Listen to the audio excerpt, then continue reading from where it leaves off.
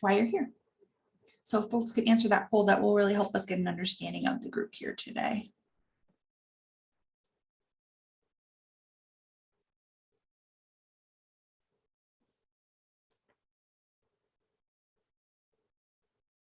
And you can mark all that apply. So please mark all that are relevant to you and your organization.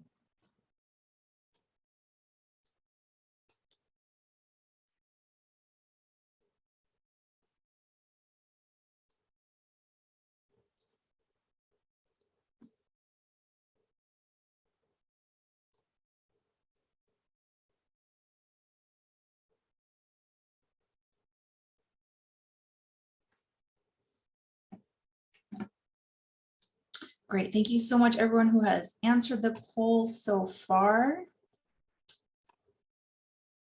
And we are going to go ahead and get started. Thank you and welcome to our 2022 Bidders Conference for the NOFO. We are very excited to share with all of you today a lot of information that we hope will help you in your process in applying this year.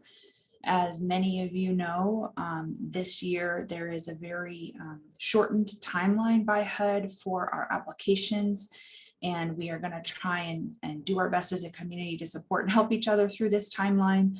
And we're really looking forward to collaborating with all of you as we move forward to bring in the most competitive packages we can for the 2 NOFOs for Alameda County. We're going to do some quick introductions and then get started. My name is Katie Haverly. I am the Acting Executive Director of Everyone Home. Very happy to have you all here today. And I'm going to turn it over to Rachel. Great, thanks so much, Katie. We'll keep going with intros, then I'll go back to our agenda here. But really nice to meet those of you who I haven't met before. My name is Rachel Rios Richardson. I'm a data and performance analyst here at Everyone Home, started about a month ago, and definitely very involved in the NOFO process. So here to be a support this year. And then we also have Dorcas Chang, our operations manager, on the call helping us today, as well as Kate Bristol, who I'll turn it over to for a quick intro. Hi, everyone. Nice to meet those of you I haven't met before. And I know a lot of folks on the call I have met somewhat recently. I'm the this year's NOFO technical assistance consultant. And you may recall that last year Homebase filled that role. They weren't available this year. So I'm stepping in to support Everyone Home on the local application side. And I'm also supporting HCD as the collaborative applicant with the CoC application sides of the process. And I'll be presenting a lot of the information on today's Bidders Conference. Thanks, Kate. And I'm just going to run back to our agenda just so you know what we're doing today. We're in the midst of those welcome and introductions. And just to clarify, this is the Bidders Conference specifically for the HUD CoC 2022 HUD CoC competition. We're also calling it the regular NOFO. You might have seen in some of our emails. It's not a HUD term. It's just a way to differentiate this process with the supplemental NOFO to address unsheltered homelessness. And there will be a separate bidders conference next week on the 23rd on that process. So just wanted to orient you to where we are now. So we're going to talk briefly about last year's competition results, and then we're going to really focus in on the highlights of this year's competition. We're going to talk about the local process for renewals as well as for new applications, and then we'll have some time for Q&A. So that's what we're planning to cover today. So some of our NOFO committee members are here and some are not today, but we did want to just introduce the NOFO committee in general, and just as a reminder that members are approved by the HUD CoC, Continuum of Care Committee, and they have to be non-conflicted, and they sign a conflict of interest agreement. And we've got a great group this year for our NOFO committee, and it includes people with lived expertise with homelessness. So we wanted to do introductions here since we've got a big group. If you could go ahead and introduce yourself in the chat, your name, pronouns if you'd like, and your organization. And at the same time, we'll share those poll results so that you can see who is here today.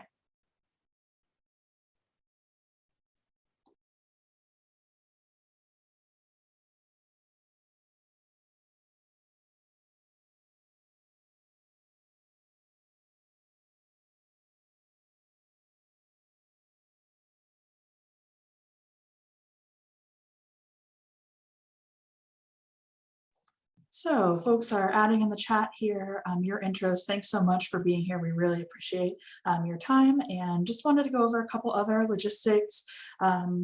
Throughout today's presentation, Kate's going to be presenting much of the materials, so you can ask questions in the chat. There will be a couple of times where we pause to answer those questions. If we are unable to get to all of the questions, we will follow up with an FAQ on that. And those are our main logistics today. You also have an opportunity to raise your hand when we get to the Q&A section, and we can have you unmute at that time. So there's a couple ways to ask questions, but we'll mostly be pausing for those questions at certain points so that we might not answer it right as you ask it. All right, and before I turn it over to Kate, I don't know if anyone wants to share the poll results. As a co-host, I can't see it, so I don't know if anyone wants to kind of give an overview.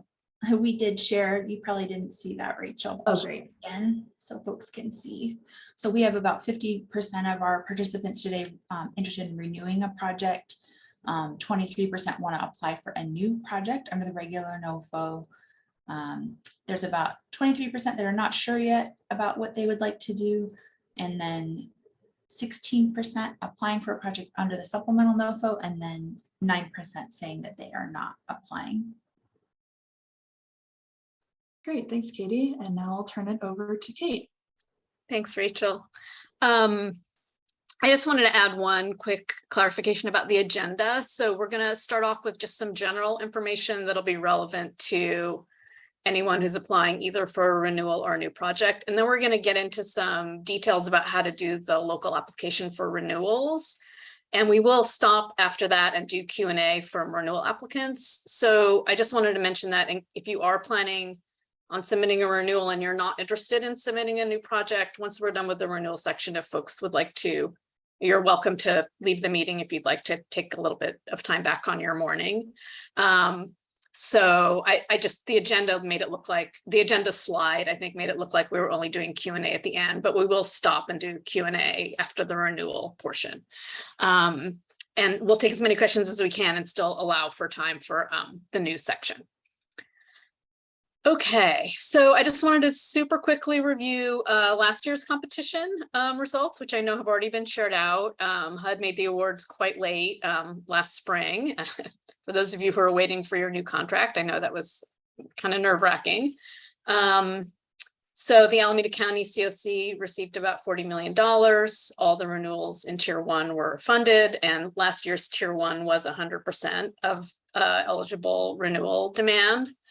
And I'm sure a lot of folks also are aware, so a lot of grants went down, not just in Alameda County, but in California, because the FMRs went down, which impacted rental assistance amounts. There were 2 new DV bonus projects awarded for a total of $1.9 million. And there was also a CoC planning grant. There were 2 bonus projects for that were submitted but not funded. I think the experience of a lot of CoCs around the country was that it was quite challenging to get the bonus dollars last year. We kind of anticipate that might be the case also this year with the bonus funds. So just be aware that you know, the bonus funds, the bonus projects, if they're placed in Tier 2, there's no, the likelihood of them getting funding is hard to predict. Okay, so that's just our one slide of overview of last year. And now I'm going to talk a little bit about this year's NOFO and a tiny bit about the supplemental NOFO. And as Rachel mentioned, the supplemental NOFO, we're having a completely separate bidders conference on that next week. So if you're here specifically and only to hear about the supplemental NOFO, we're not going to be covering that one today. I just have a couple very, very short informational slides about it. So today's focus is, as we are putting in parentheses, the regular, the NOFO you're all familiar with. It came out August 1st and the deadline is September 30th. That's the HUD deadline. That is 60 days, which is really accelerated. I think it's the shortest I've ever seen. And I've been working on these processes for more than 20 years. So it's very, very challenging to get all the work done on the regular NOFO this year in the amount of time HUD has given us. We don't know exactly what the rationale is, but evidently they had some reason this year it was important to them that they close it before the federal fiscal year ends, which is September 30th. So they chopped 30 days off the time available. Because of the way HUD structures their NOFO, our local application process deadline can be no later than August 31st. And you all have to be notified of where you fell in the rating and ranking no later than September 15th. Next slide. So the national amount of funding for the regular NOFO is $2.8 billion. There is $80 million in it for YHDP renewals, which is not relevant this year for Alameda County's CoC because your YHDP grant was just awarded, so there aren't any grants to renew yet.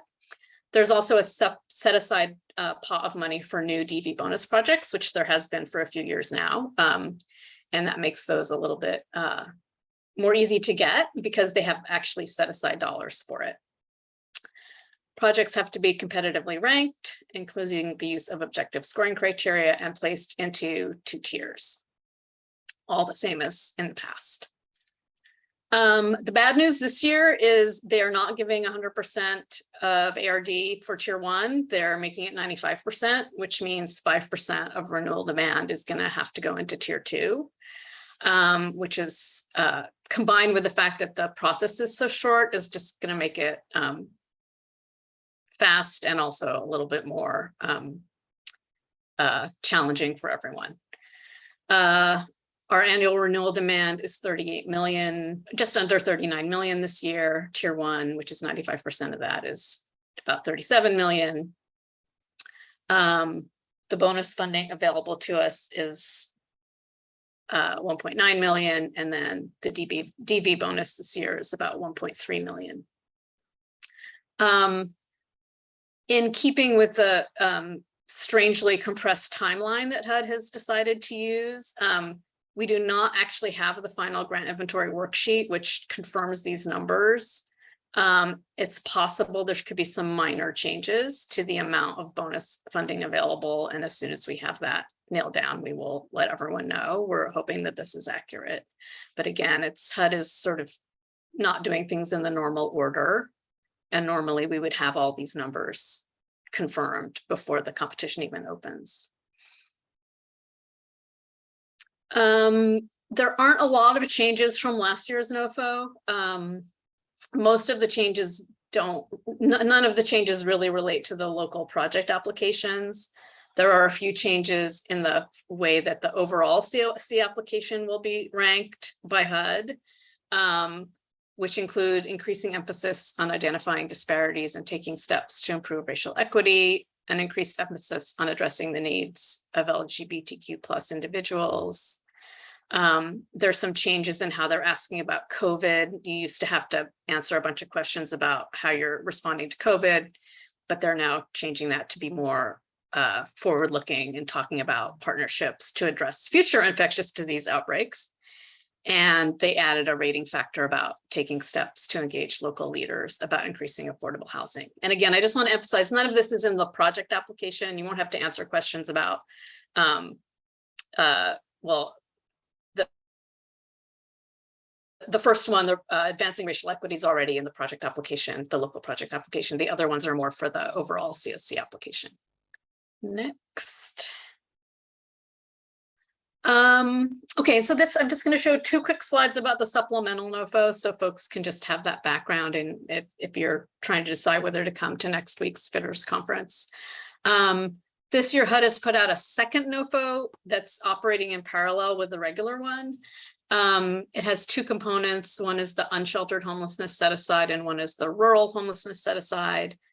Alameda County's CoC is not eligible for the rural one. We are eligible for the unsheltered one. And the purpose of that one is to target efforts to reduce unsheltered homelessness, and particularly in communities that have high levels of unsheltered homelessness. Next slide. So this one has about $267 million available nationally. And every CoC has been given a maximum amount you can apply for. Alameda County can apply for up to 15 million spread over 3 years. So that means 5 million per year. Not every community is going to get funded, and it's going to be quite competitive. And it's particularly going to be challenging for California because they're not going to award more than 10 grants in any one state, which means we can only get 10. Only 10 CoCs in California will receive this funding. And California has a lot of CoCs. So, and also a lot of places that have a lot of people who are experiencing unchildren homelessness. So it is going to be competitive. We don't see any reason to think Alameda County won't be competitive for it, but there's no guarantee that we'll get any dollars out of this. So if you have an interest in doing a project that specifically addresses the needs of people who experience unsheltered homelessness, please come to the Bidders Conference next week at 12. And there is a registration link up on the Everyone Home website for that. For that one, you're going to have a little bit more time to get your applications together. The local application deadline will be September 20th, and the HUD deadline for the supplemental is October 20th. Okay, so I'm just going to pause for a sec and see if there's questions, Rachel. Yeah, there is one question. Someone was asking about where to get more information on why the reduced FMR, if there's any place to find that type of I don't know off the top of my head. The FMRs adjust every year, and it's all done at the federal level by looking at data from the rental market. From what I have been told, it rolls in data from several previous years. So because there was some dip in rents during the height of the pandemic, the FMRs that came out in the last release of FMRs went down. And the amount of rental assistance grants get is based on FMR. We can try and find some more information about that and put it in the FAQ if that would be helpful. But it was not specific to Alameda County. Almost every, I think all the Bay Area communities, as far as I know, saw their FMRs go down. Thanks, Kate. And no other questions right now, so we can keep rolling. Okay. All right, so I'm going to give some general background on the local competition for this year's regular NOFO. This will apply to both renewal and new, and then we'll get into the details on the renewal side. Next slide. Okay, so one thing to share is that the way the local process has historically worked in Alameda County is the leadership board and the CoC HUD committee provide some strategic direction to the overall process that then is shared out to the NOFO committee, which then approves certain, at a more granular level what the rating and ranking is going to look like. So this is the strategic direction that was approved earlier this month. Actually, it was provisionally approved, I think, in June or July, and then updated in August. It's very similar to the 2022 strategic direction with some minor changes. So one of the pieces that this was true last year was that HMIS coordinated entry and new projects that do not have a year of data are automatically going to be put in tier 1. There'll be a strong encouragement to projects to voluntarily reallocate if they have underspending, but there won't be involuntary reallocation, meaning reallocation that people didn't choose. We'll have new and bonus projects through voluntary reallocation, expansion, or bonus projects to maximize the opportunity to increase CoC funding. Projects that show a commitment to racial equity and engaging people with lived experience in decision-making will be prioritized. And this is a slight change, which is that last year, the renewal projects were not scored on the lived expertise factor, but this year the CoC wanted both new and renewal projects to be scored on both of these factors. So that is going to be a slight change. And then in the local application process, there was a direction to discourage the use of bonus points in any component of the local application, but to continue to use incentive points to encourage voluntary reallocation. And then this is just the guiding principles that have been in place for the Alameda County CoC for a while. And I'm not going to run through all of these, but we're trying to embrace number 4 in particular, which is to keep the process as simple as we can, given all the things that HUD requires, and to try and make things clear and fair and transparent to the maximum extent that we can. Okay, so then the other piece is that there is a review and ranking process policy document that the NOFO committee has approved that builds off of the strategic direction and also builds off of last year's review and ranking process. It describes the roles and decision-making authority of each committee and the appeals panel, the process for review and scoring of applications, and the appeals process. And that is posted on the Everyone Home website. And it just kind of walks through the process steps and the policies around how decisions get made about the local rating and ranking. It's good. If you go and take a look at it, you'll see it has very, very minimal changes from last year.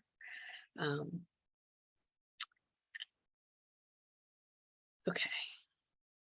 So here are the key dates for the new and renewal process. And as I mentioned, some of these are set by HUD and we don't really have a choice about them. So we have the bidders conference today, the 16th. We're setting the local application deadline on August 30th. It just gives you way less than normal. We totally understand that. And because it's due to HUD September 30th, we can't push it out any further than that. The eSNAPs deadline will be September 6th. And this year we are offering, if you are new to eSNAPs and have not used it before, we're going to do a TA session on the 31st. That's still to be scheduled, so stay tuned for the details. But if you haven't used eSNAPs, it can be a pretty challenging system to navigate, and particularly sort of getting a new application set up. Once it's set up, it's not that hard to use, but getting things set up in there can be a little tricky. So we're going to make that available if you have not used eSNAPs before. And if you are new, could you just briefly explain what eSNAPs is? Oh, sorry. So eSNAPs, the way the NOFO process for HUD works is it's kind of a two-pronged process. So at the local level, the CoC solicits local project applications, which have information that the local CoC governing committees have decided needs to be included, and that information is used to rate and rank projects locally that then get put into an overall package and sent to HUD. The package that gets sent to HUD is submitted through an online grant portal called eSNAPs. It's a federal portal. And in order to have your project submitted through to HUD, you have to fill out what HUD calls the project application, capital P, capital A, project application. We kind of try to avoid using that language because it's confusing to the local application. So we just call it the eSNAPs application, but that is a separate set of forms and narratives that have to be submitted through the federal system. And the reason the deadline is after the local deadline is just to give you a little more time to get it together. And I can see someone is asking about when apps will be available in eSNAPs. So again, this is kind of, as I mentioned, HUD is doing everything in a very compressed way, and they're way behind their own typical process deadlines. So the NOFO came out August 1st. Typically, you would be able to get an eSNAPs by now and start working in there. Oh, they are open. Someone's saying they're open. Last we heard, they hadn't set up eSNAPs for the regular NOFO. And I just wanted to, and I know it is open for the supplemental NOFO, but I wasn't sure if it was yet open for the regular. Okay, and then someone's asking about the county setting them up for subgrantees. I'm just going to put a pin in that for a moment, and I don't know if Riley's on the call, but he might be able to answer that question. Yes, just contact me directly if it's a HCD project. Thanks, Riley. Okay, so eSNAPs is open for both the regular and the supplemental NOFO, which is great. We have been told, if you attended the HUD webinar, which was held last week, that on the regular NOFO side, the project application setup in eSnaps is they really haven't changed anything. So if you are doing a renewal, you won't be confronted with any kind of new surprises when you go in there. And they were strongly encouraging renewal applications to do a submit without changes submittal, which is where you just pull forward last year's and you don't have to do anything. There's a few fields you have to fill in, but I think they recognize that they've, really put everybody in a bit of a time jam. So they haven't changed the project application as far as I know.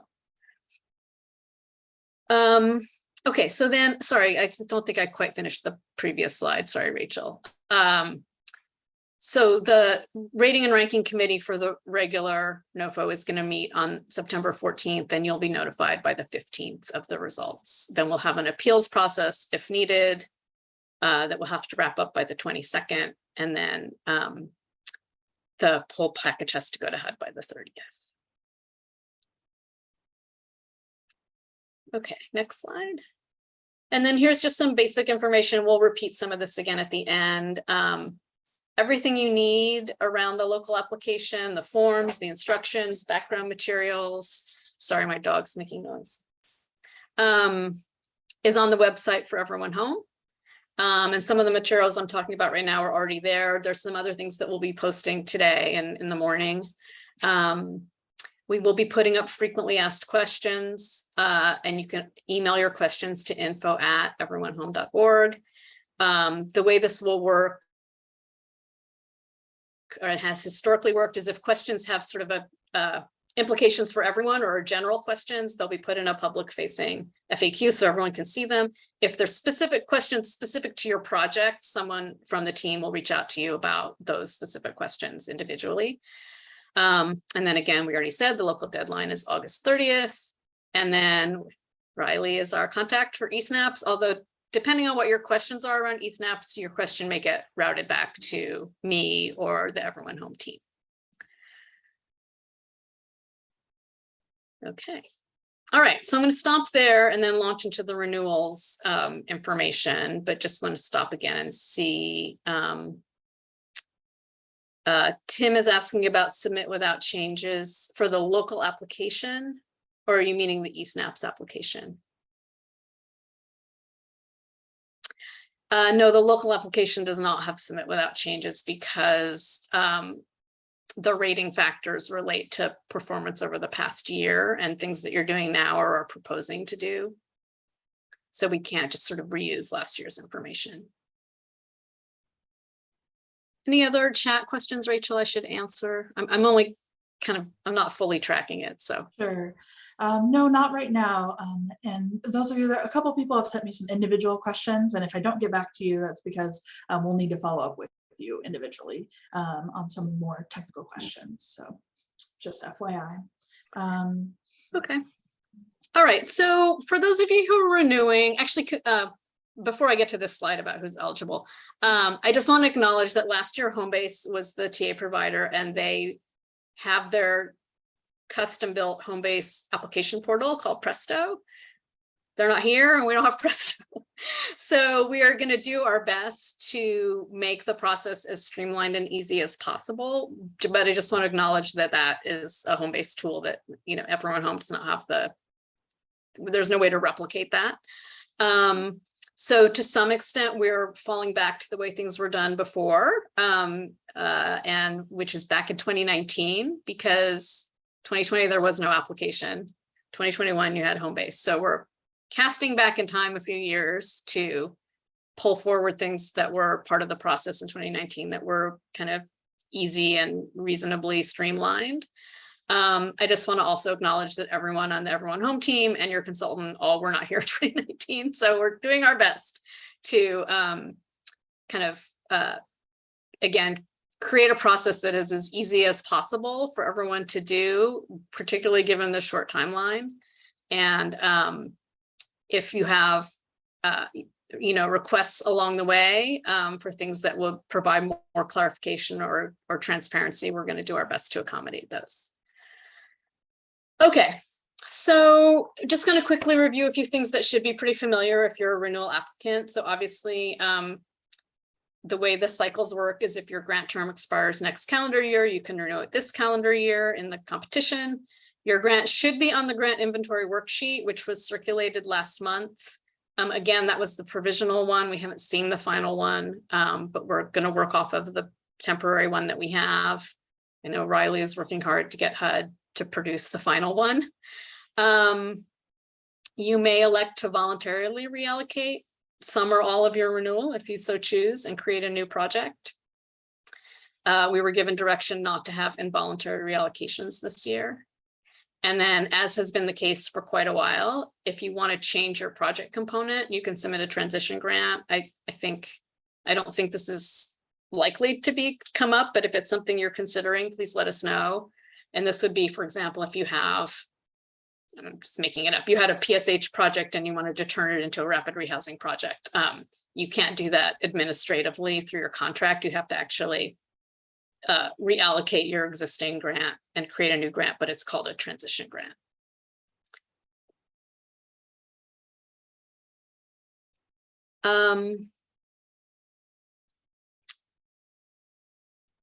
I'm seeing a question in the chat about the name of the funding source. I'm not sure what. I think someone is asking whether they should be submitting a renewal or brand new, and mentioned some other funding sources. So you would only be submitting a renewal if you get a HUD CoC grant currently. Right. So this is all for folks who have an existing CoC grant and are going to renew it in this year's process. Okay, next slide.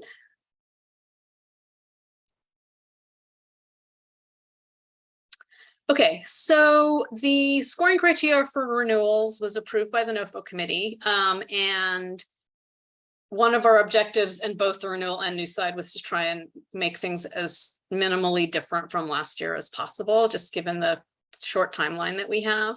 So the criteria that have been approved this year are almost identical to last year. So for all those of you who went through the renewal process last year, it'll look pretty familiar. There are scoring criteria relating to project performance, and there are 4 outcomes, which are all unchanged. And this is all scored by looking at your APR data. And then the other criteria, which are not, there's a few objective things on the second column, but it's mostly narrative and other things, have to do with coordinated entry and serving highest needs populations, racial equity and involving people with lived experience, grants management and cost effectiveness, organizational capacity, and then there's some incentive points. And we're going to get into all the details of this, but this is just the overview. The thing I want to mention is the next slide shows what's actually changed since last time. And again, it's fairly minimal. So because of HUD's policy priority around advancing racial equity, the points for that question have been bumped up a little bit from 4 to 5. And we also moved it into its own section. Before it was combined with the coordinated entry section. So it's been moved into its own section, and the question is a little bit broader than just about access.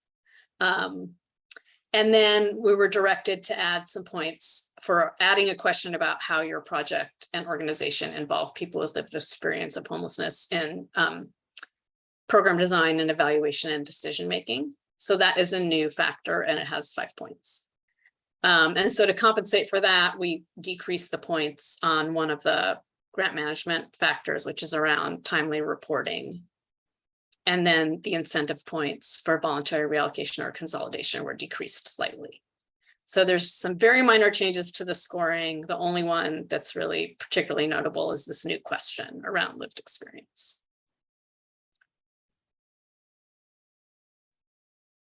Okay, so, and I know people are asking, we're going to get into the details next. And as Rachel just answered, all these materials will go, if they're not on the website now, they will be there later today.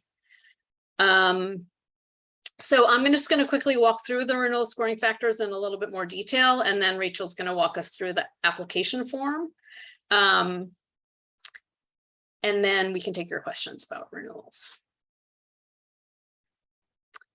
So this is the adopted scoring criteria for renewal projects. And again, this was approved by the NOFO committee. It's very, very similar to what was approved last year.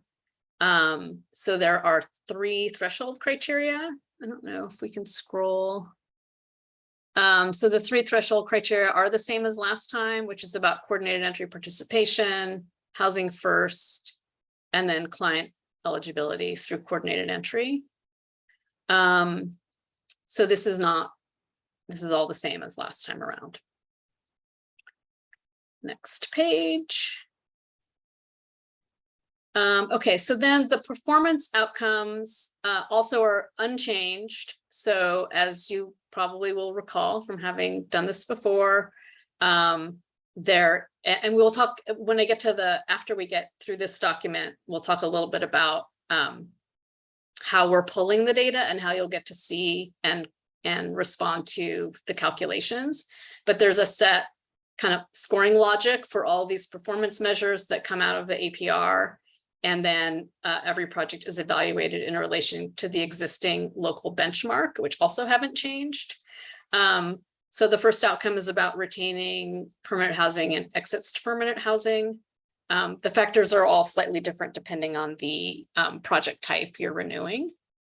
Let's just keep moving, Rachel. Then there's one about adults who maintain or increase income. And moving on, one about obtaining and maintaining non-cash mainstream benefits, and then one about exits to homelessness. And then there's some, I think you just keep scrolling through. Like I said, this is all going to be on the web page. You can see all of the math that's going to be applied depending on your project type. And let's go to the green box. You will have the opportunity to submit optional narratives to garner some extra points if you lose some points on the objective scoring of your project performance. And again, this is the same as last time. Those narratives get reviewed by the NOFO committee to see if they want to add any additional points back. Okay, so then we get into the second section, which is coordinated entry and serving highest needs populations, up to 4 points. This is the same as last time. The only thing that's different is we pulled out the part about racial equity. So this is a narrative where you talk about how you work with coordinated entry, and it gets scored by the NOFO committee for 4 points. And then this is this new section, which is about racial equity and involving people with lived experience. So the racial equity question is worth 5 points, and it's slightly expanded beyond what was in last year's application.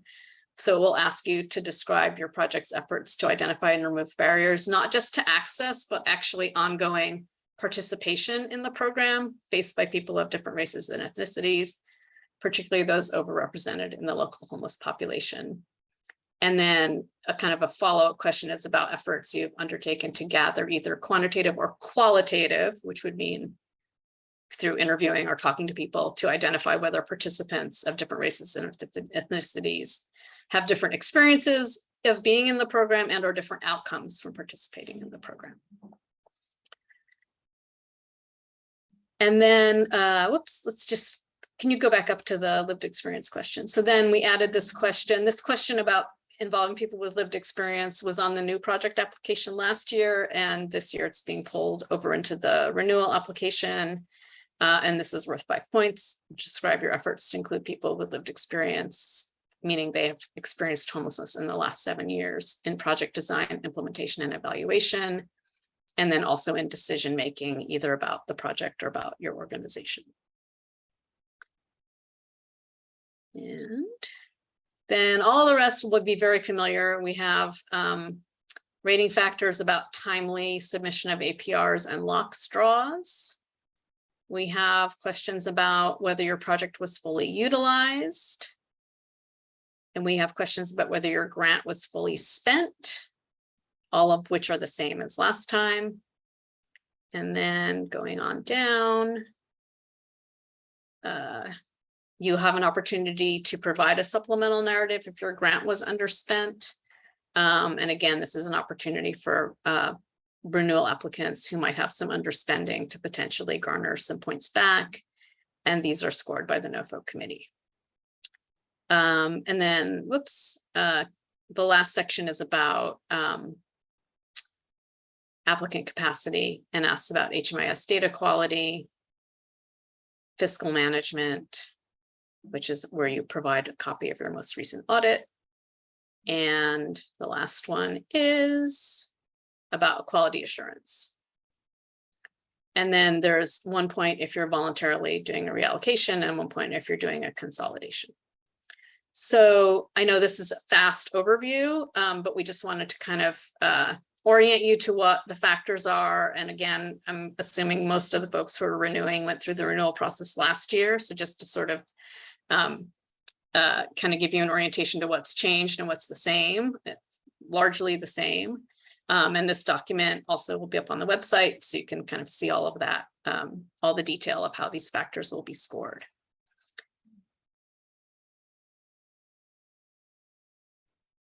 Okay, and we can go back to the slides just for, there's like one slide. Okay, so let's just look at these process steps. So this is one thing I wanted to just go over in a little bit more detail. So one of the pieces around the renewal application is so much of it is objective. In other words, it's not, some of the factors are narratives that get scored by the NOFO committee. It's just calculations. So we wanted to just sort of make sure everyone understands how we're planning to do the APR pull and how those factors will be calculated and where you'll have an opportunity to look at them, ask questions about them, and decide if you want to submit a supplemental narrative. So I just wanted to walk through these additional process steps, and this is also all in the instructions that'll be on the webpage. So as you already know, if you're an existing HMIS participating organization, you were asked to make sure to get your data up to date and that APRs are being pulled today for the date range of July 1st, 2021 to June 30th, 2022. That's the data that'll be used for the rating and ranking process. So last year, that was a lot of this was done inside Presto. So we just want to be clear how this is going to work this year. So everyone home is pulling that data. They are going to calculate those measures in that first section around project performance. And we'll send you a report of all the scores, along with a copy of the APR and that document that I just showed you that shows all the logic behind the scoring. You will have an opportunity to look at all the math, ask any questions about it, or say, hey, you made a mistake, and send that back to everyone home. And if there was a mistake in any of the calculations, you'll get an updated copy of that report with updated scoring.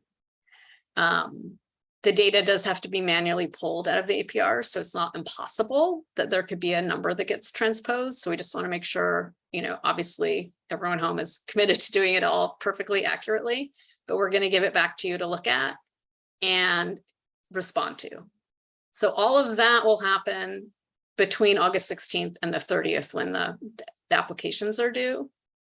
So just be aware that, and this is one reason everyone home has been asking for updated contact information from the renewal applicants. Be on the lookout for those reports. They're going to go out on the 23rd. You'll have about 3 days to take a look at them and let us know what questions you have, or if you want to ask for a correction to be made. And then your overall renewal application form is due on the 30th, and Rachel's going to review that form. But included within that form is the place where you can write a narrative about your performance measures. So if you see, when you get your report on the 23rd and you see it and you say, oh, I'm not going to score very well on access to permanent housing, and you want to provide some explanation about that, you can do that in the application. The mapping of how the scoring is done, yes, it's inside that document that I just went over, which is this scoring criteria.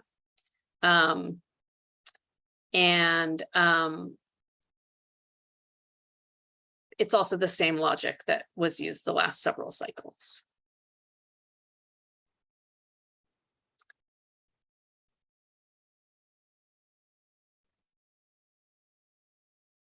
Okay, so other questions, Rachel? There was just one question about who to reach out to if someone has questions about transition. A transition the grant? Transition grant, who they should contact. Just send it to info@everyonehome and we'll make sure it gets directed to the right person.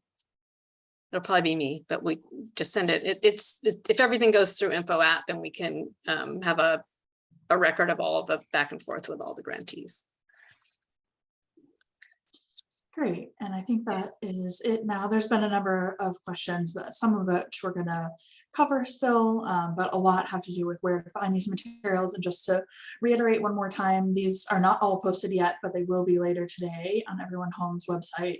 And we've shared the link a couple of times. And we can also send out to people who are registered for the Bidders Conference an email when that's up there, so you know to check it. Okay. So I think next up here, Kate, should I do the walkthrough of the renewal application? Yeah, I think that would be good. So I just wanted to say again, just as Rachel's getting that up, since we, in thinking about the simplest way to ask for the local competition information to come back from the renewals, we've created a application form that is fillable and we think will be pretty user-friendly and easy to fill in. And, you know, as much as possible, we're trying to kind of mirror some of the user experience that you had with Presto, where it was just sort of fillable fields. Hey, I have a question, and we talked briefly about it before you get into the details of the application. In terms of the HMIS grant and CES, I don't know, did you go over?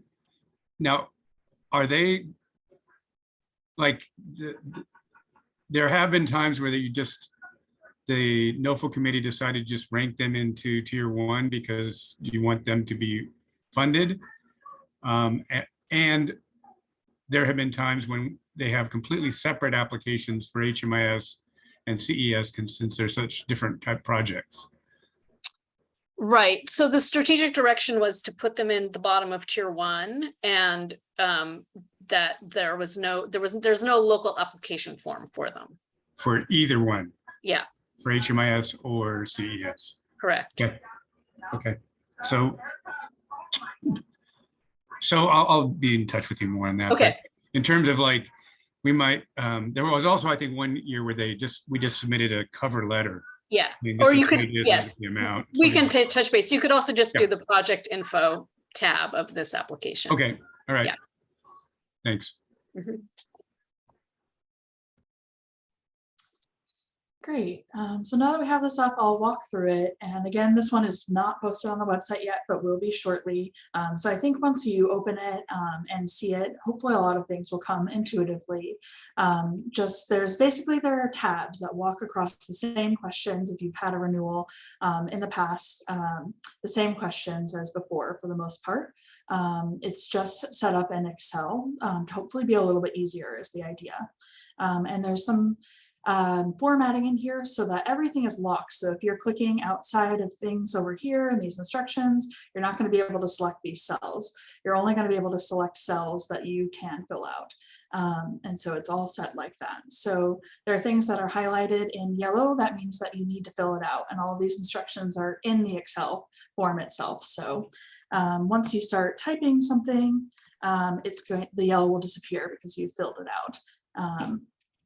And so you just go through and you answer these questions about your project, name, etc. And then there are some yes or no questions. If it's a yes or no question, sorry about that, scrolling, then there's a drop-down menu. So are you submitting a request for HUD CoC funding in 2022? You're likely all going to say yes, so you'll get that in the drop-down menu. There's questions about how long the project has been in operation, because if it's been in operation less than a year, then it's automatically going to be ranked at the bottom of tier 1.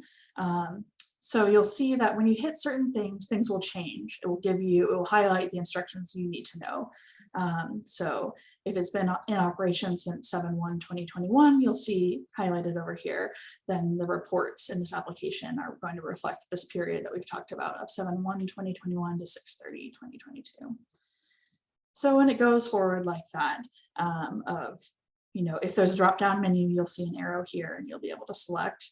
And there's some other unusual things where, let's say if you were voluntary reallocating and the amount of funding that you're requesting doesn't match what's on the annual renewal amount, then in that case, it would ask you how much you're reducing it by.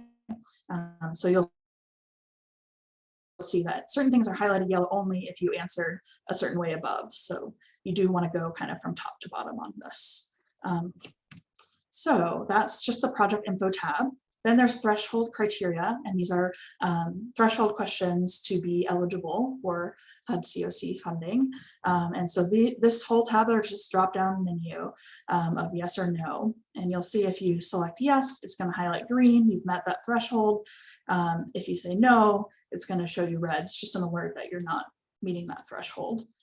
There's a couple of here, like in the past, if your housing first and client eligibility policies haven't changed since last year's competition, so the 2021 NOFO competition, then you're just certifying that they remain compliant with housing first principles. If they have changed, you're going to be saying no, and then it's going to ask you here whether they're compliant, and you'll also need to email us the updated policies. So, and it goes through like this. I think it's pretty intuitive and will be pretty easy once you're trying to do it. Again, if it's not a cell that you're going to fill out, you're not even going to be able to click in it. So this third tab is mostly just an FYI. So as Kate talked about, these are the scores that come from APRs, or if you're a non-HMIS provider for the DV providers, an equivalent report. So you're not going to have to fill out anything here. This is where we're going to be getting this from your APRs, running the scores, sending that for your review by the 23rd. So if after you reviewed your scores, you would like to submit the optional narrative, if you have concerns about your scores here, you can be awarded up to 2 points for this optional narrative if it applies. And so this is the only box on this tab that you can even type into. And then D, here are most of the narratives are in D. There are rating factors 2 and 3. This has to do with we've already kind of talked about what these narratives are, but they're related to coordinated entry and serving the highest need populations. And so again, if it's highlighted yellow, that means you need to fill it out. Just a couple of tips. This is the only thing where Excel is a little bit harder than Word. And so I put some tips for you up here in the instructions. So one thing I just wanted to note is, unlike Word, Excel doesn't underline things that you misspelled. So just be sure to spell check. And you can do that by going to review and spelling. And I will make sure the setting's right so that you're able to actually run your spell check. And you will be able to run your spell check, but it's not going to underline it. You could also write it in Word and copy it over here. Just a little note of caution, when you do that, sometimes the cell wrapping will change. So if you paste something in and it's now going to the right, you just have to hit this button again of cell wrapping. If you've used Excel before, it should be pretty easy. And if you're having any issues with the tool, you can also email us. Can I just add one thing, Rachel, which is we have not set fixed character limits for the narratives, but we did provide a suggested limit at the top, just because the NOFO committee has to read all of these narratives, and we want to encourage you to answer them completely, but be as concise as you can. But it will not cut you off after some number of characters. Mm-hmm. And you can do paragraphs, most of these will just require a paragraph, but if you need a paragraph space, there are instructions up here. You have to press Alt and then Enter to have a new paragraph. These are all just basic things about Excel.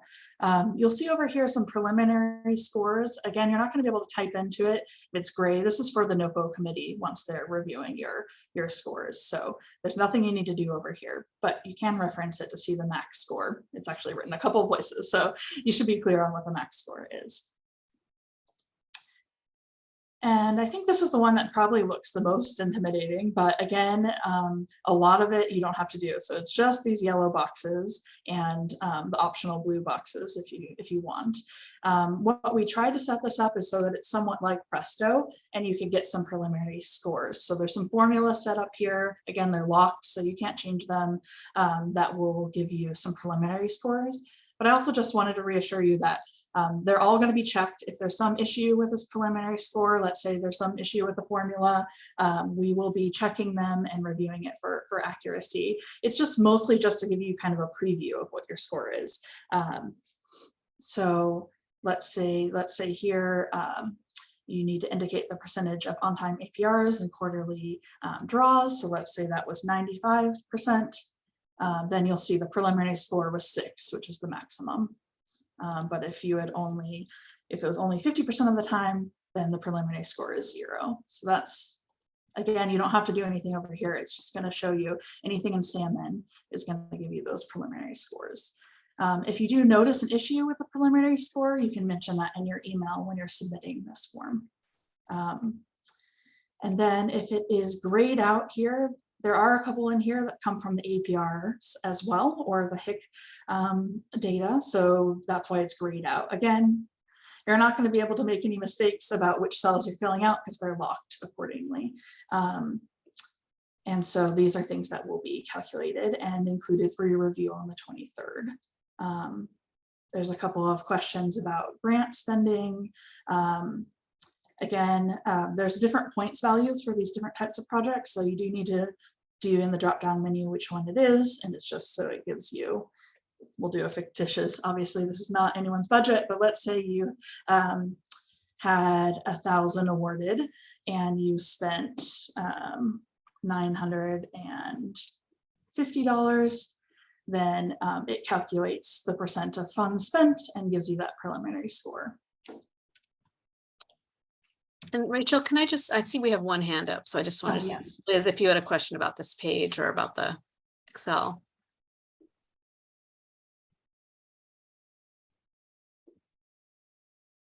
Liz? Oh, sorry, I'll wait to the end. It's about our DVSSO grant. Okay. Thanks, Liz. So then there's the optional narrative here. This is like in past years, if there were some unique circumstances related to spending or underspending, then you have a chance to explain that here. This is again grayed out because the NOFO committee will review and determine whether to award up to 2 additional points. There is a section on HMIS data quality. Again, that's coming from the APR, so that's why it's grayed out and you're not going to be able to enter anything here. There's a few questions about fiscal management, and these are drop-down menus. So if there is an issue with one of these, then it will show this box for you to explain it. And it sounds like Paul has a question. Hi, this is Paul with City of Berkeley. I just have a clarification question regarding the grant data. For example, City of Berkeley has 2 projects. And so in this particular case, it looks like the question seems to be unified around one outcome. So how do I incorporate both grant information into this data? Are you renewing 2 different grants? Yes. So you're going to do a different Excel spreadsheet for each grant. Oh, that makes total Each grant sense. has to be renewed uniquely and ranked uniquely. So yeah. My apologies. That makes total sense. No worries. The APR data is pulled to match the grant as it exists in HUD grant inventory worksheet land. Thank you. Appreciate it. Sure. And then I'll just go over this last section, which has to do with quality assurance. A lot of these are yes, no questions, and points are awarded if the answer is yes. So then you'll see it will preliminarily score and add up. So let's say that you had yes to all of these, just theoretically, then you would be awarded the full 5 points that are possible for this section. And again, preliminary scores that we will check and review. And then finally, the incentive points around voluntary reallocation and consolidation is the same kind of thing. So let's say it's no, then there wouldn't be those 2 incentive points. And then again, it's grayed out here. This is for us. Once we unlock the tool, it'll do some math for us. And then the last thing is just a list of attachments, and there's very few attachments. For most folks, only one attachment needed for the local application, and that's the most recent annual independent audit / financial statement, and then also any updated procedures, policies and procedures, if you have those, for Housing First and client eligibility since the 2021 competition. And this is just a checklist for you to keep track of it, but you do need to submit that by email. So make a PDF of it and submit it. And then when you're done with the entire tool, you will save that with your project name in the title, and then email it to info@everyonehome.org along with any attachments. So now I will pause for questions on the Excel tool.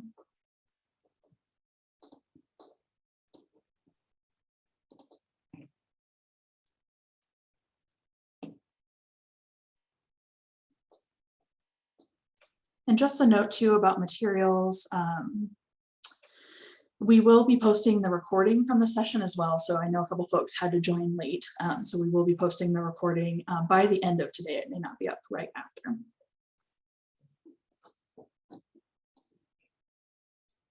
I had a question.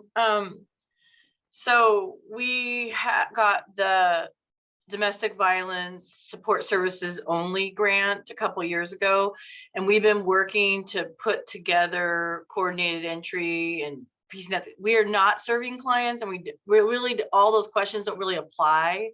So what would we do? So I think that's considered a coordinated entry grant, the same as the other coordinated entry grant. So it just goes into tier 1 at the bottom. It's infrastructure. So All right. it can't be evaluated the way the. Okay, so we'll just do a cover sheet. Correct. Okay. I'll also follow up on Okay. the same question Riley asked around the other CE and the HMIS. All right, thank you. Yeah.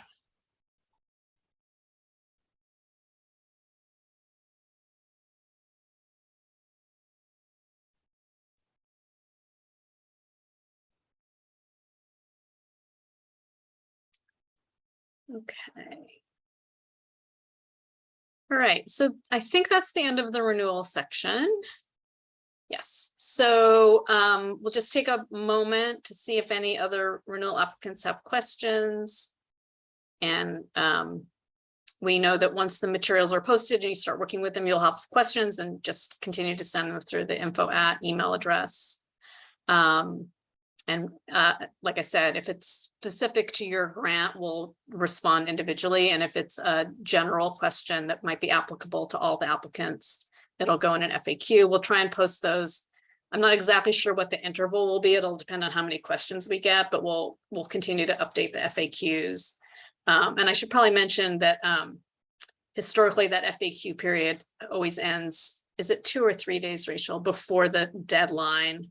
3 days. 3 days. So the FAQ period ends on the 27th. So get your questions in before then, because we don't want to be continuing to put out new information right up to the deadline.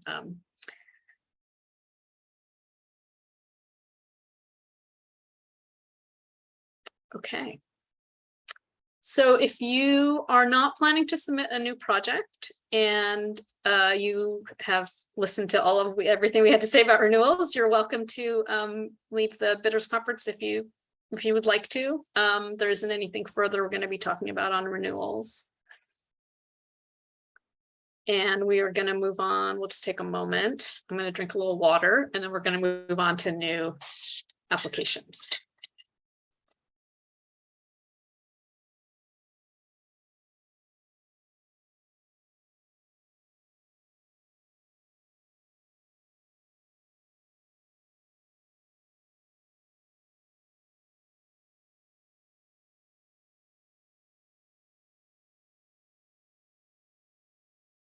All right. All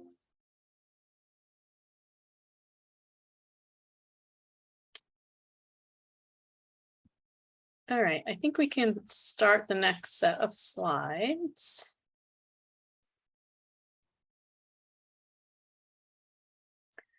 Okay, so again, just want to emphasize we're going to cover the new application for the regular NOFO. We're not going to cover the supplemental NOFO. That will be covered next week. The process steps on the supplemental side will be very similar, but the application will not be identical to the regular NOFO because it's a different set of factors and a different strategic direction around the unsheltered NOFO. So if you're interested in that one, please be sure to come back next week for that bidders conference. Okay, let's go to the next slide. Okay, eligible applicants. So as we mentioned, so any organization that has CoC funding or that doesn't have CoC funding is eligible to apply, provided you're an eligible applicant type, which we'll get to in a minute.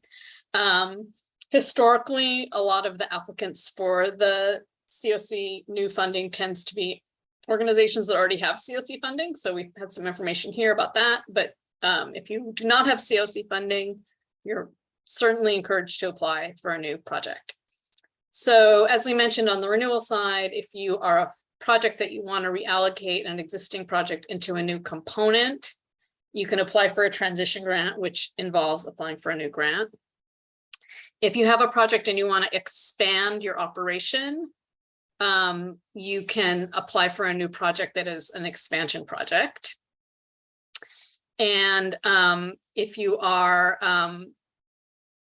a CoC or a non-CoC funded project that wants to apply for the DV bonus, you can apply for that, but you need to have a project that serves the needs of DV survivors. And we're going to talk about these project types on some of the other slides, so I'm not going to get into what these are right on this slide. Next slide. So it's the next slide. So for the regular NOFO, new projects have to be housing projects with a couple very small exceptions. So if you're not planning to apply for something that is housing, it probably won't fit under the regular NOFO. So the main project types are permanent supportive housing, rapid rehousing, and HUD's joint transitional housing and rapid rehousing new project type that has been around for a few years. This has some very high level information about these three types of projects. And if you were able to attend the beginners orientation last week, we went into this a little bit more. We're not going to get into all of the many regulatory requirements of these different types, but just to sort of give you an idea of what the differences are between them. Permanent supportive housing is housing that is not time limited from the perspective of a participant. So people have housing that is permanently subsidized. It can be project-based or scattered site. This particular component is you are expected to serve people who have disabilities and are experiencing chronic homelessness. And all the different kinds of eligible costs under the CoC program are eligible for permanent supportive housing. So you can apply to do rental assistance, you can apply to do leasing, you can apply to do services, you can apply for operations, you can even apply for acquisition or new construction. Kate, I also have a Yes. question. Mhm. So isn't expansion of HMIS also an eligible new project type?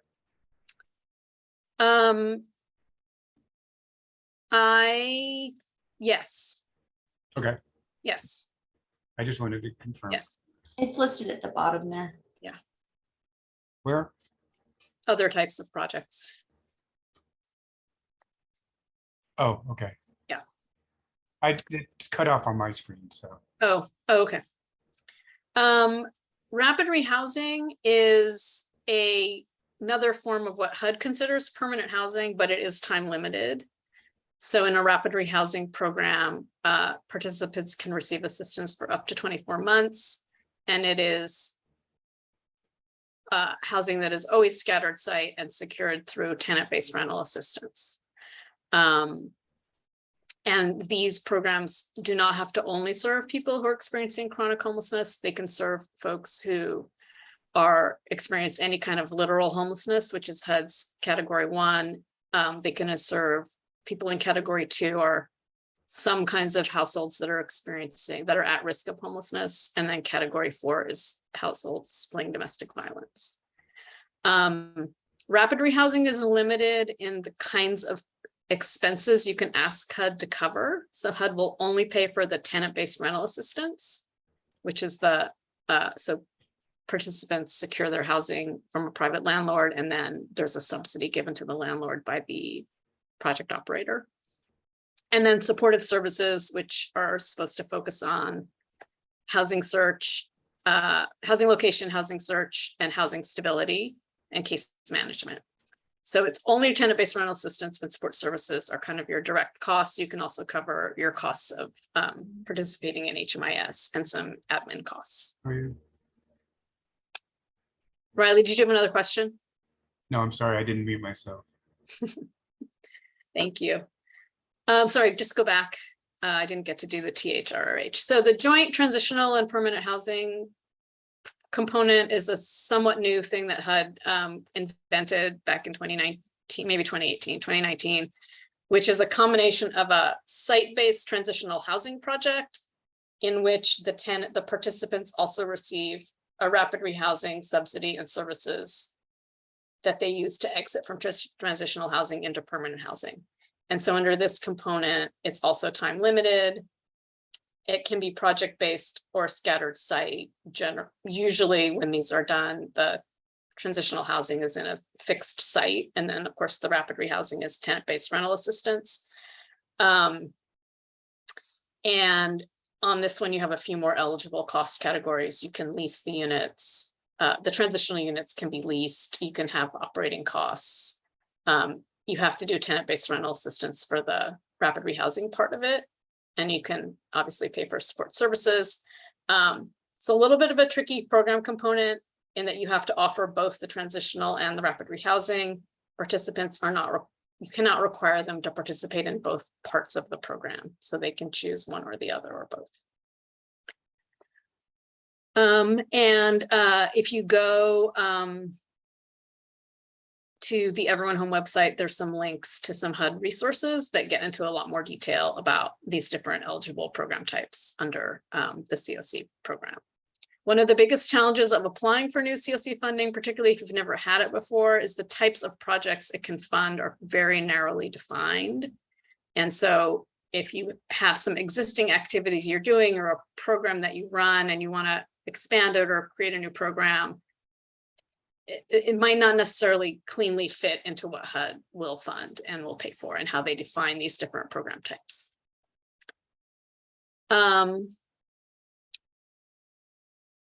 Yes, we can put in the chat the link to the HUD CoC resources and particularly the link to the HUD CoC interim rule, which defines these different program types. Okay, next slide. I guess we're not talking about the supplemental NOFO in this bidders conference, but I just wanted to mention that if you have a project you're interested in doing that is not housing, but would be more just providing services to people experiencing unsheltered homelessness, that is eligible under the unsheltered NOFO, but not under this one. So just to be clear that under the regular NOFO, there's a really strong emphasis that the new projects, for the most part, are housing projects. Okay, so for new projects for this year under the regular NOFO, the NOFO committee approved a set of project scoring factors. And again, on the regular side, the focus was on trying to, as much as possible, replicate last year's scoring factors with some minor changes. And this is just an overview of what they're about. And then we're going to also review the details. So the first set of factors is about whether the project addresses local and HUD priorities, which include improving system performance, advancing racial equity, aligning to housing first principles, and involving people with lived experience of homelessness in decision-making. Then there's a section about outcome performance, which is both about your proposed performance. So what you're proposing the new project will accomplish by way of performance and whether that will meet established benchmarks. And it's also a question about your track record in comparable projects in terms of what kind of performance you have been able to demonstrate. Next slide. There's a set of factors around grants management and cost effectiveness, which involve the budget and whether it's cost effective, any history of grant spending, your history of timely submission of reports and invoices, and history of full utilization in comparable projects. And then the last set of factors are around organizational capacity, including financial management, capacity to serve the target population, and quality assurance. Next slide. So if you have applied for new projects through this process before, and if you applied last year, we just wanted to share kind of an overview of anything that's changed. So similar to the renewal side, the points for how your project will advance racial equity increased from 3 to 6. The points for meaningfully involving people with lived experience of homelessness increased from 3 to 6. There was a 1-point reduction in timely reporting and invoicing question. And then there were some points around different types of projects automatically received points, which was removed based on strategic direction from the CoC. And then there's a whole set of threshold requirements for new projects, which are the same as 2021.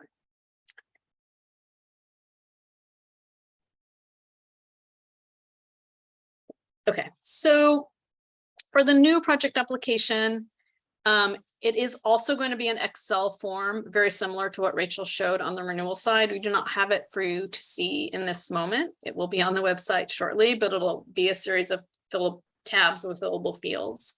What we Can I ask a question real quick? Yeah, sure. Oh, I should have asked it back. So for domestic violence, is the domestic violence funding, is permanent supportive housing an eligible expense yet?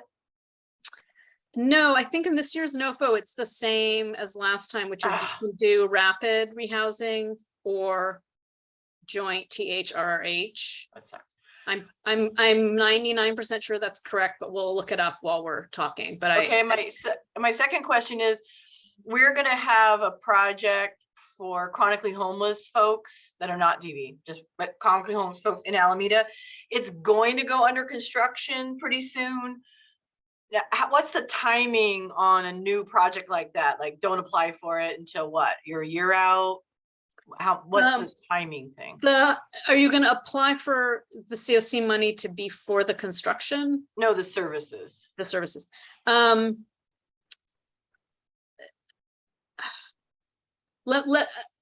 is an answer. I'm just sort of kind of there's timeliness requirements in the CoC rule around construction, which is that you have to start within 9 months of the award. Oh, okay, no, okay. And then you have to complete, I think, within 24 months of the award, but we can follow up with some more details about that. Okay, thank you.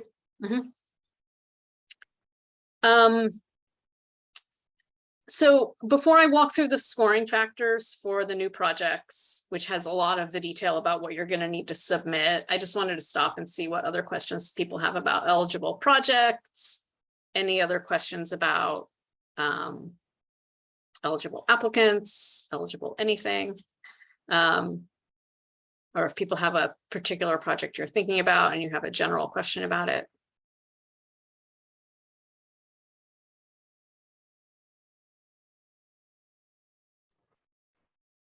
Hi, Kate. It's Francisco from City of Union City.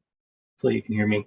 One of the questions that I had is, we've been, our city, Livermore, and City of Hayward have been working on a scattered site type model to help homeless. But one of the issues that we were running up, because we had applied for some home key dollars and that didn't go so well. But with this CoC, I guess I'm trying to figure out if we would even be eligible, because we would like to use funding for the actual acquisition of that, and then use other dollars to layer in the subsidy piece if we can. But I guess I'm not sure if it's something that going through this process and getting awarded, is it one of those things where even though it's a scattered site model, is HUD expecting the property already has to be in hand, jurisdiction has to have control of the property and then submit, or would we be able to use the funding to go out and acquire funding? Because like City, we don't have a lot of funding that's eligible or available to actually go out and purchase a home, especially when the prices they are right now, even though they're slowing down a little bit. But is this something that HUD's thought about? Just because with the pushback that we've begun from state HCD, they're very much in the no, you have to already have the property in hand, and then maybe we'll fund you. You mean, so you said HCD told you that as it relates to home key? Yeah, as it relates to home key, they want to have the jurisdiction own the property already, and then not guarantee funding, but if you owned it, then there's a possibility that they'd be able to to reimburse for the acquisition. So, right. So my understanding of the CoC source is that it's not my understanding that you have to have the property secured in order to, like, you could get the grant and then buy the property. The problem is doing it fast enough to meet the timeliness requirements. And also remember, the maximum amount of bonus dollars available through this NOFO is 1.9 million. So that's the most. And that would be if you got the whole bucket. Okay, great. Thanks so much, Kate. Sure. And Doug, did you have your hand up? Yeah, I did. And it's a follow-up to Liz's question, because I was a little confused by your answer. Because I thought and I'm in the same project there. We're looking for service funding, not construction funding. So it sounded like you were saying on construction funding, it has to be within 9 months of the contract and then completed in 18 months. But for service dollars, would it then be 18 months out or 2 years out? Well, I think we're going to need to get back to you on this. So I think these would be services connected to permanent housing, correct? Right. So you would actually be applying, even though you'd be asking for money for services, you'd be applying as a permanent housing project. Yes. And I think then the timeliness requirements relating to permanent housing would apply, even though you're not using HUD's money for the construction. But I think that's what we need to find an answer to. Okay. And I don't know off the top of my head. All right, thanks. And then Kate, we had another question from someone who, let's see here, we have a couple of questions. One is, are there restrictions you can think of on multi-generational RRH DV bonus projects? For example, a DV victim and her children and her parents need a subsidy. So multi-generational. I think so. Eligible participants is a whole extremely complex set of HUD rules. So I think my answer to that is let us get back to you when we've researched it. Generally speaking, if you're serving families, meaning, adults and children, the household has to meet HUD's requirements around eligible participants. I don't think that would exclude a multi-generational family, but I don't want to 100% say that that's the case. So we'll research that and get an answer for you.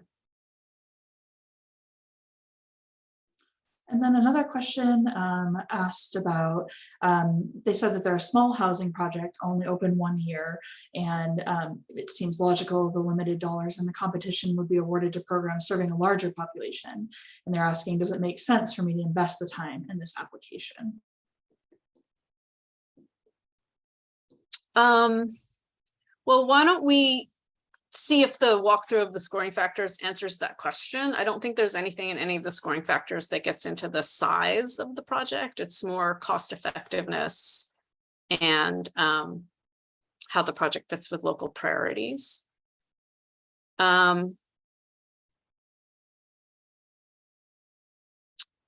And then it looks like Marianne has a follow-up around the question about whether you have to already own the property. So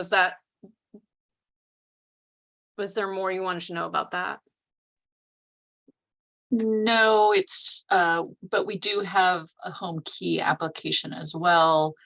I'm going to take a look at the definitions for the project type because we may not be, as it currently stands, eligible, but we're all interested in trying to figure out this services question over the long term.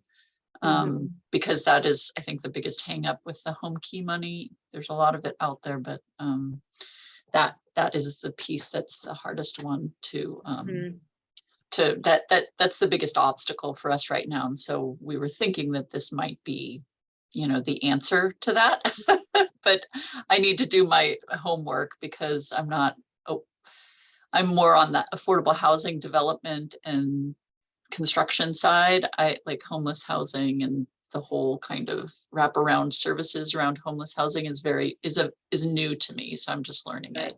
Yeah. I would encourage you to submit any questions you have about how this could work with home key, and we'll try and do a general FAQ about it. That would be great. Yeah, I already I sent it. Rachel has already directed me to do that, and I already sent it. So thank you. But if you do respond to Francisco and Doug's responses, we're interested in that too. City of San Leandro. Thanks. And then Dr. Linda Boykins had asked, what about seniors with dementia or cognitive decline and substance abuse? And I'm not sure what this was in reference to, so I apologize if you want to speak up and clarify what your question was there. I was interested in creating a program more geared toward the chronic long-term dementias, chronic mental illness, things like that. Housing. Right. So and that probably would fall under new project. Right. So as long as the participants meet the homelessness definition for the project type, that would be the first consideration. So if it's going to be permanent supportive housing, they would have to meet the chronic homeless definition. Well, I'm dealing with a whole bunch of them that are meeting that criteria because they're right under the bridge, 27th Street. Right. Hagenberger Road. So, Right. and I deal primarily with seniors. Mm-hmm. And then sort of further targeting specific subpopulations is something that you can do, although you just have to be a little careful about, there's some restrictions about not excluding other subpopulations, and we can post some information about that. Okay, thank you. And then I don't know if Doug had his hand up again, or if that's a legacy hand up. That's a legacy hand. I apologize. No worries. And then Carrie's talking about CalAIM services for these potential projects, as that would likely be a better fit than CoC. CoC would be helpful for ongoing operating support. And Carrie, was that in relation, particularly talking specifically about the home key or just projects in general? Yeah, I think really talking about any new permanent supportive housing projects, we should see to what extent we can provide the CalAIM housing community support, partnered with those projects, because that should cover the majority of the typical support services package. And I think that it's easier for us to set up on the timeline of the project than trying to match it to kind of future CoC services availability. Mm-hmm. So I would just encourage folks with permanent supportive housing projects and home key projects in the pipeline to connect with us at OHCC to make sure that we're having that conversation. Thanks, Carrie. And if you don't mind putting in the chat, if there's a certain email people should reach out to or anything like that, appreciate you chiming in. And we did get another question about what is an organization maximum grant? Is there a max grant request? And what about if they apply with partner orgs? So the grant amount, whether you apply on your own or with partners, is going to be the same. So the as far as we know at this moment, and it might change a little bit, HUD will allow the CoC to submit new bonus projects. It could be one project or multiple project, but the maximum bonus we can submit is about 1.9 million. So when the rating and ranking panel goes to look at all the new projects and decides which one, or if there's more than one, is going to go to HUD, that they're limited in terms of bonus to 1.9 million. So if we put in more than that, it'll just get automatically rejected. And then similarly on the DV bonus, that's about 1.2 million. So if you're thinking about going in for the permanent housing bonus, you have to think about a maximum HUD award of 1.9 million. And then there's a match requirement, which is 25% of the HUD dollars you request. And speaking of match, there was a question earlier on about whether match letters should be submitted through eSnaps or whether that needs to be submitted in a local application. I believe it's requested in the local application. But not for renewals, just in case anyone was. No, for the new, not for renewals. Just for new. Okay, do you want me to go ahead and share the scoring criteria? Yep. So again, as I mentioned, there is going to be an Excel template or a project application for new projects in Excel that will mirror what we showed you for the renewals. We're still building it out. It's a little bit more complicated to build, but it will function in much the same way that the renewal one does. But and that should be available hopefully in the morning. If you're dying to get started on your application today, we just wanted to review the scoring factors, which actually integrate all the questions. And there's no reason not to get started on any of these pieces if you want to get started on them. So I'm just going to quickly review these. And this document, which is the summary of the scoring criteria for new projects, has been approved by the NOFO committee. And this will, if it's not already on the webpage, will go on the webpage very shortly after we have this call. So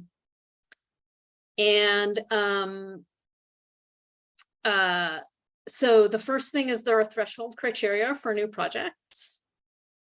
And again, I know that many of you didn't apply last time around, but if you did apply last time around, this will all look very familiar. It's essentially the same as last time. So these are the thresholds you have to meet. You have to be an eligible applicant, which means pretty much any type of organization, a nonprofit, a state, a local government, a public housing authority, and fairly recently HUD has also specifically called out that Indian tribes and tribally designated housing entities are eligible applicants. The type of project you're proposing has to be eligible under this NOFO for either the CoC bonus or reallocation or the DV bonus. And those are the project types I talked about. So permanent supportive housing, rapid rehousing, and joint THRRH. You have to receive a minimum of 60 out of 100 points to be considered by the to go into the local package. Timeliness standards, we would like you to be able to start your operation of your project less than 12 months from the execution of the contract. There's some threshold expectations about site control, match, and environmental review for housing projects. You have to either be participating in HMIS or indicate that you will if you're not already, with the exception of victim service agencies who are not allowed to be in HMIS and need to have a comparable database. You have to certify that you will participate in CE if you're not already participating. And there's some other just sort of things that you affirm that you'll do. And then there's some special caveats around DV providers. The budget you submit has to have the HUD required match, which is 25% of the HUD grant minus any leasing funds you're asking from HUD. Just because HUD likes to make everything complicated, leasing dollars are exempt from match. Client eligibility, the population has to meet HUD program eligibility requirements. You have to provide a recent financial statement and a single audit if applicable. You have to certify compliance with equal access and non-discrimination requirements. You have to certify that you have a plan to connect participants to mainstream resources and work collaboratively with the CoC and the community on addressing racial disparities, and agree to be responsive to monitoring, training, and technical assistance. So all those are going to be yes, no questions on the application. A few of those things will require an attachment as well. Okay, so then getting to the scored factors, there are 100 points available, just like on the renewal side. And the first 30 of them are around how well the proposed project addresses local and HUD priorities, which is, like I said, 30 points. The first 10 of them are around a narrative about how you will help your proposed project will improve overall performance of the homelessness response system. So you're going to describe the target population, the program design, how you use evidence-based practices, and how you connect participants to mainstream benefits. The next factor is about ensuring racial equity, which is worth 6 points. And this is, again, a narrative about how you are identifying and removing barriers to access or ongoing participation for people of different races and ethnicities, and efforts you're making to gather and analyze data about differences in how people experience your program or the outcomes of your program. Then there are 2 factors around housing first. So one is a narrative around how your project will be low barrier. And then the second part of it is documentation about your low barriers and your entry requirements. And then the last part of this section is about incorporating people with lived experience in outreach efforts, decision-making, project design, or implementation. And again, like I said, if you applied last year, those will all seem very familiar. Nothing changed about them except that the points changed slightly. Okay, the next section is about outcome performance. And so this is asking for primarily, this is scored based on evidence of your having met local benchmarks for performance in a comparable project to the type that you're proposing. And so these are scored based on data reports that you're going to provide. If you are already a CoC funded provider, you can provide APRs from similar projects. If you don't have CoC funding, you can provide data from another comparable project. And these are objectively scored based on pulling the data and looking at whether you've met the local benchmarks. There's also a narrative that goes with this around your proposed project describing best practices training or process developments that talk about how you will meet or exceed local benchmarks. There's a slightly different version of this for coordinated entry projects. And most of this bidders conference, we're talking about the housing projects because very few of you would be eligible to apply for the coordinated entry, but it does have a different scoring rubric for the outcome performance pieces. And then continuing on the performance, there's some points for providing evidence of on-time submission of APRs or equivalent funder reports if you're not a CoC funded provider, and quarterly draws or providing funder invoices for a comparable project. And then again, you have capacity utilization, which can be demonstrated either through an existing CoC funded project or a comparable project that's not CoC funded. And then we move on to grants management and cost effectiveness. So you'll be asked about your budget, and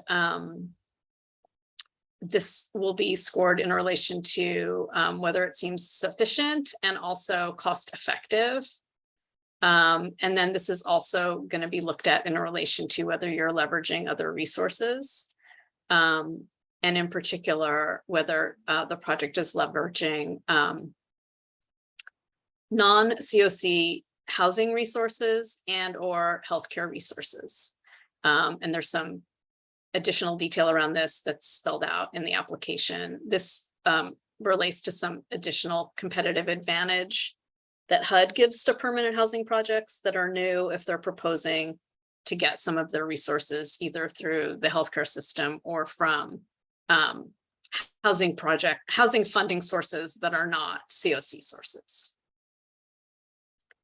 Then there's a question about history of expending all of your grant funds. Again, either it could be a CoC grant or another comparable funding source where you can show you've expended your resources. And then the last set of points is around organizational capacity.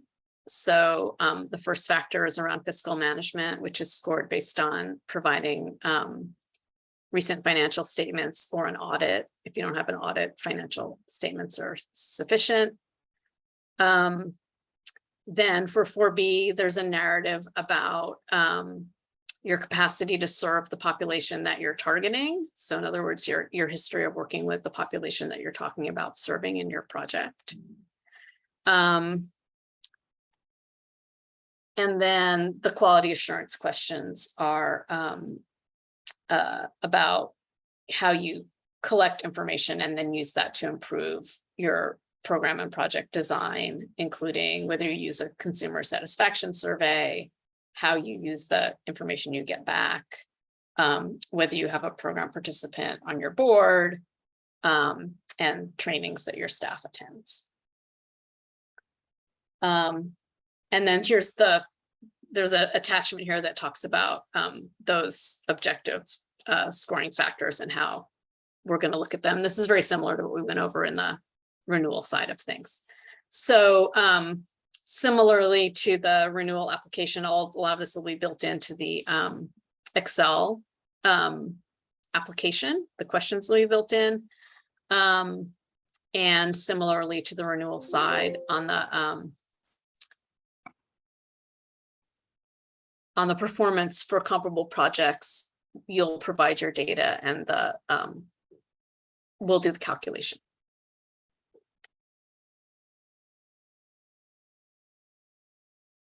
And then I just want to add that after all that is due on the 30th, which is extremely short turnaround and for which we have no control over that, that's what HUD is requiring. There's then an entire eSNAPS application that has to be filled out, which is also a fair amount of filling in forms. And there's some narratives, some of which you can pull forward from your local application and some of which you'll have to also create. And as I mentioned earlier in the call, we'll be offering a orientation session on eSNAPS if you've never used it on August 31st.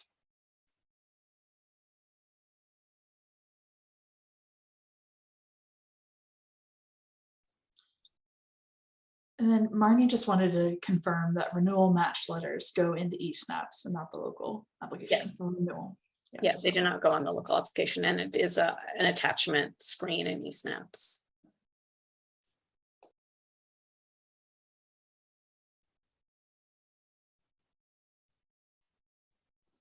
And as Kate was saying, most of these materials are going to be up today, but this application for the new application is going to be up tomorrow since we're still just working out some last details on it.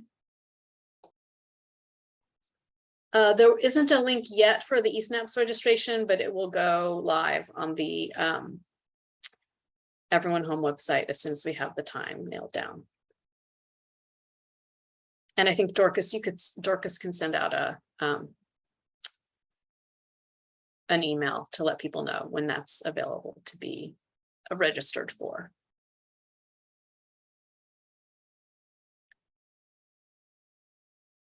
I would actually encourage folks, and we can put a link, I can try and grab a link and put it in here. HUD has some very good resources about how to go about setting up your eSNAPS account and getting your applicant profile set up, which I would encourage everyone to get started with if you're considering applying and you have never used eSNAPS before.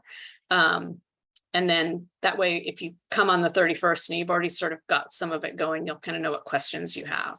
And I will find that link right now and put it in the chat.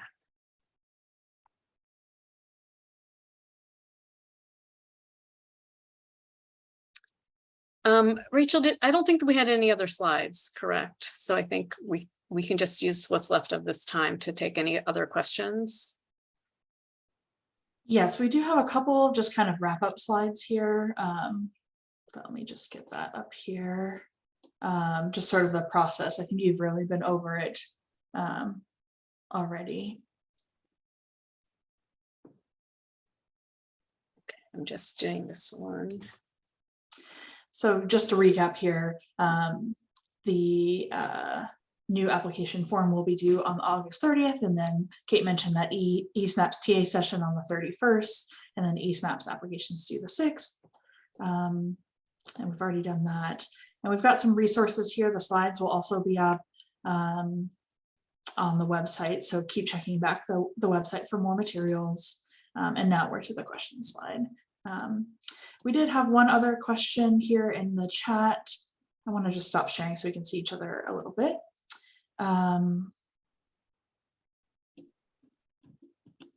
Sorry, it's back here a little bit. Someone was asking about whether it was possible to use this funding for rehabbing recently acquired projects that prevent immediate displacement of low-income households. I would say you can use the dollars for acquisition and rehab. The concern would be about eligible participants. So if folks in those units are living there and are housed, they're actually not eligible to be served with CoC funding because they're not experiencing homelessness. I don't know if that answers the question. The person who asked it, I don't know if that answers the question specifically you're asking.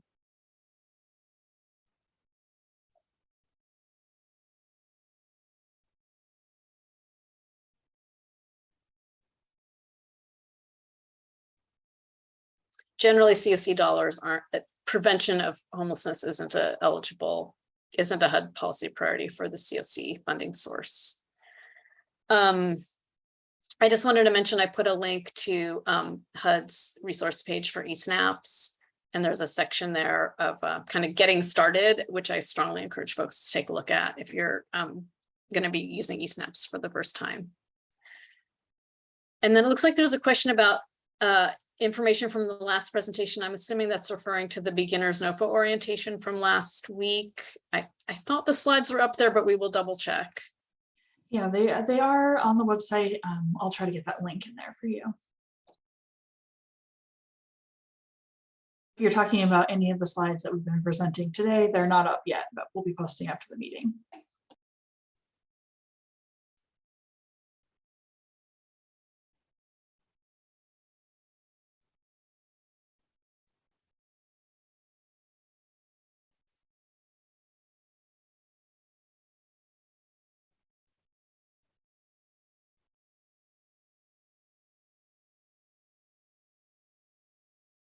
All right, well, I think we can just do our wrap up then, if there aren't any other questions.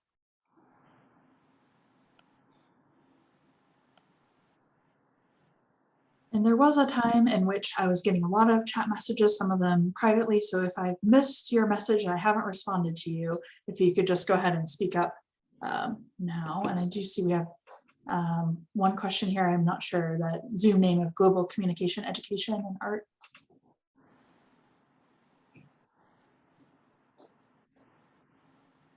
Yes. Hi, this is almost. I just asked a few minutes ago, like, what is the maximum? This is new for us. Like, we are in, we've been doing homeless support services. We have shelter and all that stuff, but this is new. We're trying to learn about this. And then, what is the maximum grant that we can apply as an organization? So the maximum for the CoC bonus, which is the funding for a new housing project, is going to be 1.9 million. And then the maximum for a DV bonus project serving domestic violence victims is about 1.2 million. Yeah, and then is this a way that we can apply with partner organization? If you apply with partner, can you request double fund or more fund? No, it's set by HUD, the maximum we can apply for anything new. Yeah, so if you apply with partner organization, do you have to have the lead agency and all that stuff? How does this work? Can you just Yeah, so the way the HUD language is, they call it a recipient, and then there are subrecipients. So the recipient would be whoever is going to be the lead, who's going to enter into a contract with HUD. And then you can designate other organizations to be subrecipients that you would then subgrant some of the money to. All right, thank you so much. Thank you. And then just to clarify, there are also rating factors to do with cost effectiveness. So that's the total amount that the whole continuum of care can apply for bonus projects. So if there's more than one application, just keeping that in mind, that some of the things to do with the amount have to do with your cost effectiveness or the amount of people that you're serving. And it looks like Beth's asking about the precise amount for the DV bonus. I can look it back up again. But again, we just want to caution that we don't have the final grant inventory worksheet from HUD, but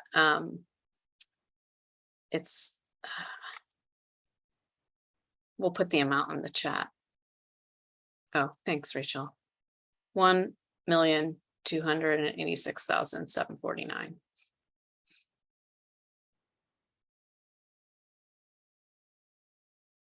All these bonus numbers are a percentage of the total amount of renewal demand, and we're still confirming that the amount of renewal demand HUD has told us we have is actually correct. So if it changes, it would change a small amount.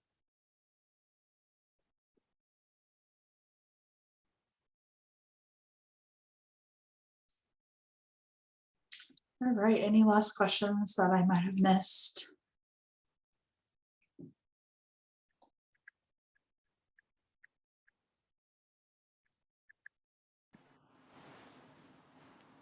Yeah, so also is this allowed that we can ask questions until the end of the grant day to apply? Well, ask questions to you, like if we don't understand, or Up through the 27th.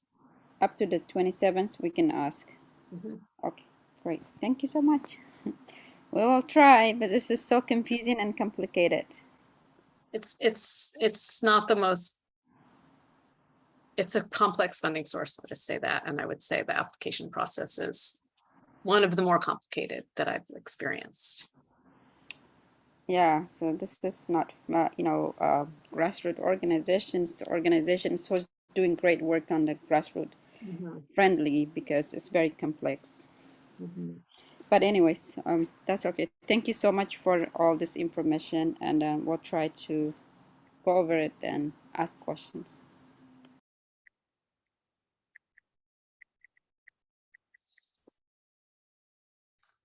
As a relatively recent new grantee, 2019 was our first grant in this system. I just want to reach out to you grassroots folks and say it's possible. It can be done. Don't give up. Thank you for that. Yeah, if anybody who wants to partner with us also can you reach out to me, because I can put my email over there, like from all the organizations that's been getting this grant. We can be, sub-grantee with them. So I'm going to put my info in there, because it will be good to get guide from other people who's been doing this.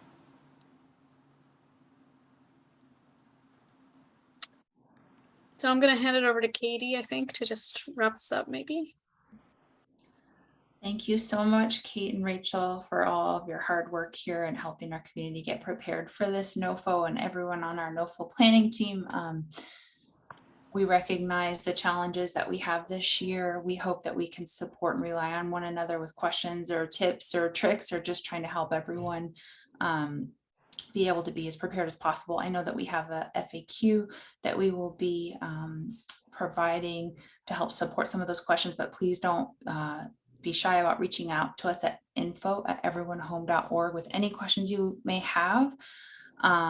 And just want to thank you for being here today, and we wish you all the best of luck on your applications, and we're here to support you.